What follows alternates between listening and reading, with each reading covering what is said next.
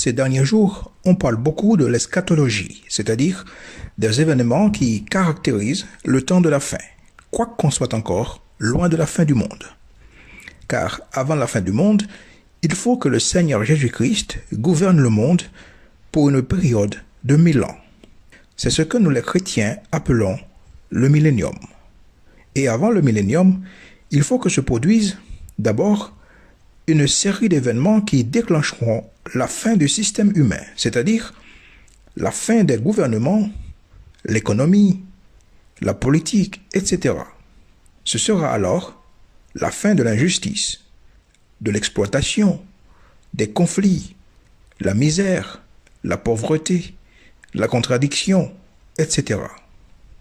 Le système humain connaîtra avant sa dissolution définitive par le Seigneur Jésus-Christ une dernière et courte période d'effervescence protagonisée par un individu que la Bible appelle Antichrist, et une série de catastrophes naturelles et surnaturelles que Dieu enverra pour châtier l'humanité rebelle qui, depuis la création, s'est donné pour tâche de défier son Créateur, de mépriser sa loi et ses ordonnances.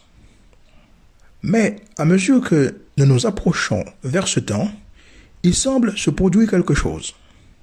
On dirait que Dieu a envoyé un nouvel esprit dans le monde. On dirait qu'il y a un nouvel esprit qui domine le monde. Il s'agit en effet d'un esprit de définition. Les gens souillés se souillent de plus en plus. La haine pour Dieu, le rejet du christianisme est devenu désormais la mode de pensée moderne. Partout, c'est la contradiction, la systématisation du mal et l'anthropolatrie. Les gens sont devenus de plus en plus implacables et enclins à la consommation et à la pratique de la magie, de la sorcellerie et de l'occultisme. Par ailleurs, ce qui fait la particularité de ce dernier temps, le temps actuel, est surtout l'esprit d'égarement qui emporte les gens à croire facilement aux mensonges et aux fables. Cet esprit d'égarement est donc l'expression du jugement de Dieu contre ceux-là qui ont rejeté son Fils Jésus-Christ. Ainsi donc, Dieu leur a envoyé une puissance d'égarement pour qu'ils croient aux mensonges. C'est ainsi que nous assistons aujourd'hui à la propagation des faux évangiles, des doctrines charnelles qui égarent des milliers et des milliers de gens.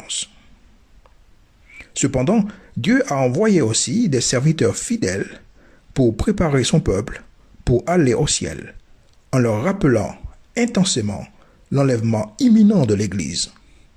Cela est aussi un signal de la dernière trompette. Si l'enlèvement de l'Église se produit maintenant, pendant que je parle, eh bien c'est l'inauguration de la dernière semaine de la prophétie des 70 semaines de Daniel. C'est-à-dire, l'Église passera 7 ans dans le ciel avec son époux, le Seigneur Jésus-Christ.